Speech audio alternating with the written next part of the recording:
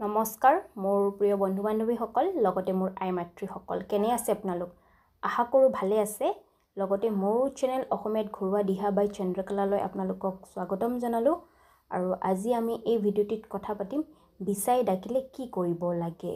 বিছাই ডাকিলে একেবাৰে গাটো খজুতি হৈ থাকে হয়নে নহয় বহুত গা খুজায় আৰু বহুতো ডাবৰা ডাবৰি বহি যায় আৰু বহুতো অসহ্যকৰ লাগে হয়নে নহয় বিছা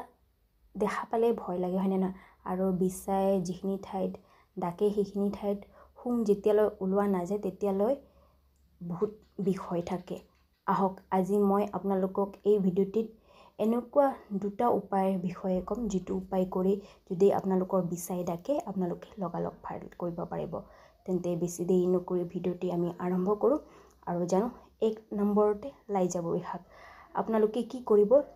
লাইজাবৰি শাক আপোনালোকে চিনি পায় নে নাপায় মই ভিডিঅ'টো দিম আপোনালোকে চাই ল'ব সেই লাইজাবৰি শাক আপোনালোকে আনি পিহি লৈ আপোনালোকে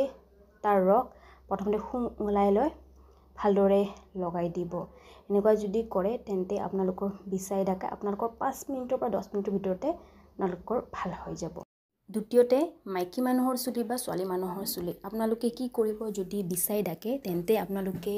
মাইকী মানুহৰ চুলি বা ছোৱালী মানুহৰ চুলি দি আপোনালোকে